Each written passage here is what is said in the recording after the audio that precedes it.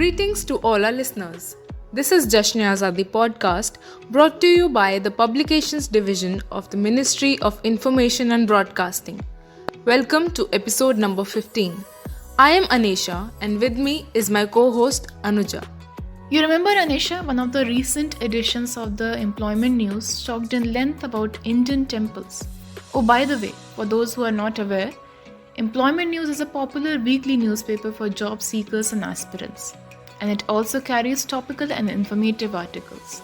So coming back to temples, we all know that India is a land with a rich cultural and artistic heritage, and dotted all over the country are remains of our ancient civilization, of cities, temples, mosques, caves, and shrines. But rarely do we find books that take us on a brief journey that stretches across the length and breadth of the country. That's right, Anuja. So, for today, we are going to talk about one such book published by Publications Division, Looking Again at Indian Art by Vidya Dahejiya. Vidya Dahejiya is a Barbara Stoller Miller Professor of Indian Art at Columbia University. She has authored many books, catalogues, and essays on topics in the cultural and intellectual history of India. We will discuss this book as reviewed by our colleague Vandana Vashisht. You know, the most interesting thing about this book, Looking Again at Indian Art, is that it offers its readers an in-living introduction to the various art forms exhibited in the ancient monuments of India. The author takes us on a journey of rediscovery through a representative selection of sites from Elephanta on the west coast to Konark on the east, from the Himalayan ranges in the north to Srirangam in the south, all in the time span from the 1st century BC to 18th century AD. Not only does the book discusses the Buddhist stupa in Sanchi, the Buddhist caves of Ajanta, the Hindu caves at Elephanta and Ellora, the temples of Odisha, the temple bronzes of the south, Fatehpur Sikri, but also many other renowned art sites of India. Each chapter articulately describes the story behind the great art sites and the importance in ancient times. This book will truly satisfy the appetite of art and architecture enthusiasts. That's right, Anisha. The book has also given due importance to particular art sites from different parts of the country, and each theme has been prefaced with a general introduction to its artistic style.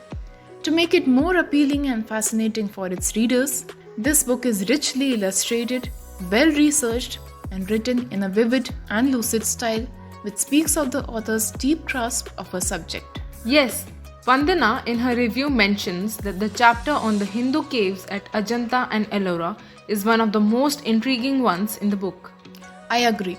The pictorial representation of the awe-inspiring Shaiva Trinity and the Shiva as Ardhanari statues in the Elephanta cave and the Kailasa temple give the reader a peep into the mystery behind the caves. The Kailasa temple is a hidden treasure at Ellora, one of the last examples and probably the greatest of the rock-cut architecture of India, as the whole temple has been quarried out of a hillside. The first look at the temple is known to leave one breathless with astonishment due to its magnificence. Details of another such mastery of architecture can be found in the chapter on Mahabalipuram's art sites, discussing the famous rock-cut temples along the seashore, the 100 by 50 foot sculpted scenes of Arjuna's penance, the rock-cut Mahishamardini cave, the monoliths cut from single boulders of rock, showcasing the famous Panch Pandava Rathas, and the structural shore temple scattered around the city of Mahabalipuram. Each monument has a distinct story to tell, and this book brilliantly takes us on a journey back to ancient times. The famous quote by Frank Gehry sums it up perfectly. Architecture should speak of its time and place, but yearn for timelessness. Absolutely. India's incredible and timeless architectural heritage has been captured in its magnificent glory by the author Vidya Dahejiya, and I'm sure the readers would carry the book around to these places and fully immerse in the experience. So that's all for today. We would again like to thank Vandana for this wonderful review. We'll come again with another book. Till then, keep reading and share your thoughts on this book on our social media handles. To know more about Publications Division and buy our books, visit www.publicationsdivision.nic.in. Follow us on Twitter, Instagram, and Facebook. Goodbye.